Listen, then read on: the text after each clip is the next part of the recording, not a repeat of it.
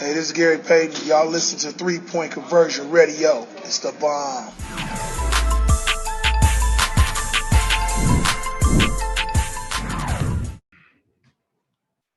Dave in the front.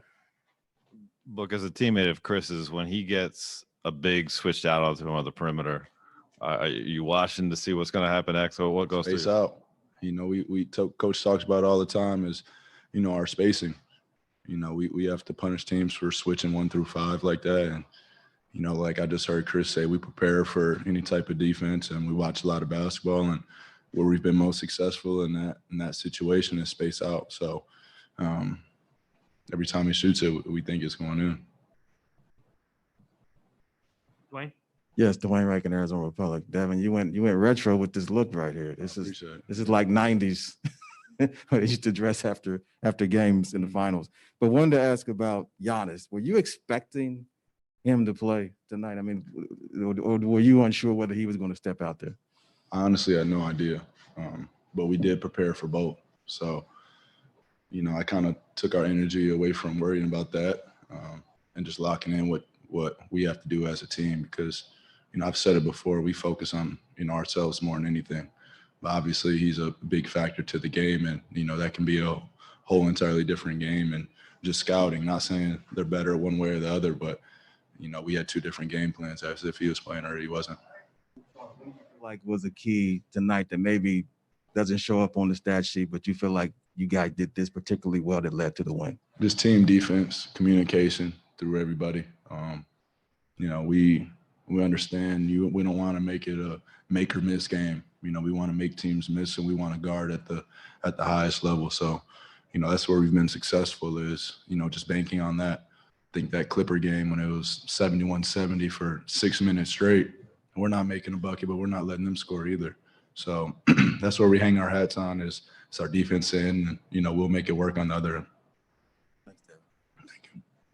Mark? Hey, Devin, Monty was praising you and DA and Chris for having a lot of talks throughout the season about how to make that dynamic work and maximize the potential. What did those talks entail, and why do you think it's worked so well? Just like Chris whispered to me when he was walking out, he was like, we've been on his ass. and we have, and that's why, Chris can say that's who he's most proud of. And I feel the same way because sometimes you walk around the court, Chris will be talking to him. I'll be waiting right there. You done, Chris? All right, now let me go tell him something. So we're all in his ear. We're all on him. And for him to retain all that information and come perform at the level that he's been performing is, it's hard to put words to it because we have been tough on him. And, he has went through his phases in his NBA career, but since this playoffs have started, you've seen his maturity and his growth, grow to a whole nother level. And, he's continuing to get better, and his willingness to learn, now instead of me coming up to him, he might come to me and be like, what should I do when this happens? So just little things like that, man. And, he still has even more in the tank that, he's going to show soon. Melissa? Did you have a moment tonight when this all hit you like, wow, this is a moment that I've been dreaming about my entire career and I'm finally here? Tonight it was tough. When we had practice, when we walked in, they have the finals displayed on every TV. It kind of hit me, but it's kind of hard to reflect on what's going on when we're in it. Kellen, right here on 2. What up, Kellen? The 16 you guys scored at the start of the game, they were all in the paint. You guys had the free throws way up tonight. Do you think that's when the offense is at its best, when you guys are aggressive like that? Yeah. We always want to be the initiator of the game and, start it off the right way and, put pressure on the paint. When we put pressure on the rim like that, it opens up other opportunities for people. Everybody on the floor can shoot and can space. So we know when we get downhill that, we can make something happen for a team, whether it's score the ball or swing it to the opposite side and get an open shot. What were you seeing specifically that you liked in terms of attacking, because you were there? Yeah, just what you said, just, asserting ourselves into the game, early. I think the games that we've struggled this year, we were fighting uphill the whole game and starting off down 15, 20 points. But, I think when we come out with that pace and that energy, how it should be for a finals game, we're going to leave ourselves in a pretty good shape. Thanks, Book. Thank you. Brian on the left. I think you said before, whenever Chris shoots it, you guys think it's going in. That third quarter pretty much did almost. Yeah.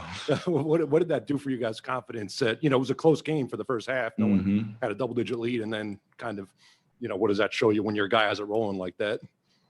I mean, it gives you all the confidence in the world. Like I said, we hang our hat on the defense end, and anything that we're getting offensively is a plus. That's how we try to look at things as this team. So, just guarding, and when we can give it to Chris like that and let him isolation any team that is trying to switch 1 through 5, we're in good shape. Palmer, do you on Zoom? Next is going to be Jovan Buha with The Athletic. Hey, Book. I wanted to ask you about Mikhail's performance tonight and his defense on Chris Middleton, and then also offensively him getting out in transition. Yeah, I mean, he had the toughest assignment tonight in guarding Chris, especially the way Chris had it rolling. But, we've been stressing to him all the time, just make it hard on him. He's going to make tough shots, but just always be in the right place. And when he's out in transition, playing with his length and his speed, he's a tough coverage.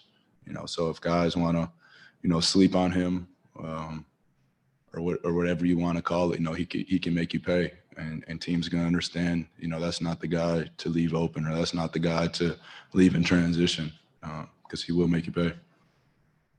Next is Kirsten Susel with 12 News. Hey, Buck, going off that question of just kind of being able to recognize the moment of being at the finals, at this point, do you still ever get butterflies or get anxious, anything like that? And were you dealing with any of it on your way to the arena or going through warm-ups? I just get really excited. That's pretty much it. Us as a team, and trusting everybody in this locker room, from coaching staff, the training staff, all the way down to the players. It's kind of hard to get butterflies because you understand your brother has your back. It takes a lot of pressure off you when good or bad that you're going to be in the game, you're going to be competing to win. So, for me, that relieves a lot, and I'm sure all the other guys feel that you're not pressured to go out there and play a perfect game. You can go out there and play your game, whether you're making or missing shots. I keep saying it, we're going to be on the other end defending.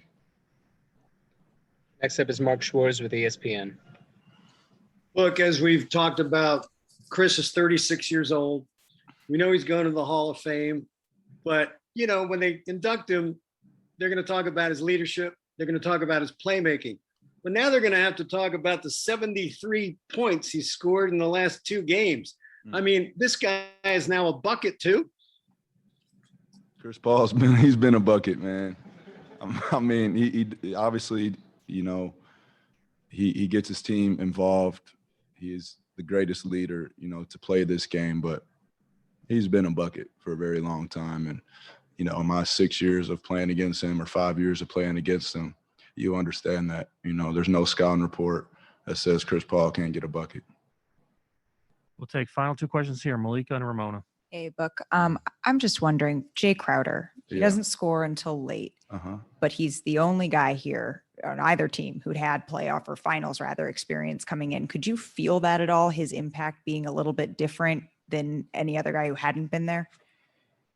Just the leadership, you understand he's been there before. Our whole team understands he was just there last year, so we bank on him for that gritness, that toughness. I think a big part of the game was him taking the charge on Giannis down there underneath, just making Giannis think that, you just can't go through him every time, because he's a strong base. His shot didn't fall tonight, but as history speaks, we know it will and it can. But he impacts the game in so many different other ways. And whether he's making a shot, whether he's playing good defense, he's always communicating with our team and talking to guys and giving any type of pointers and being honest with them. I always talk about honesty with our team, and, when somebody's slacking, just letting them know. And even if it's aggressive, we have a team that, can relay that information and don't take it personal. And, Jay's one of them guys that, if you're slipping up, he's going to get on you. Hey, Book, Mark, Ramona Shelburne with ESPN. Mark mentioned earlier, Chris is 36. We talked about this a lot. A couple of years ago, people were talking about him like he was done, like his contract was too big, or he kept getting hurt at the wrong time. You're such a student of the game. I'm sure you watched that, and I'm wondering how those words landed with you, but also how you've just seen him yourself with your own eyes this last year, and how he's sort of reconfigured himself now. Yeah, anybody that counted Chris Paul out, I mean, we just went down his track record of, he's walking in the Hall of Fame, first ballot, so you can't ever count any guy out that has done the things that he's done on the court. So, if I hear things like that, which I did, I take it as complete nonsense. If he doesn't play another game for us, you can still pay him his contract. His effect's that big. You know what I'm saying? So he moves his team. He leads his team daily. And just having him in the locker room, I'm not even talking about anything he does on the court, takes the team to that next level. Just as a quick follow-up, I don't know if you were close enough to the dribble that he did on Bobby Portis today.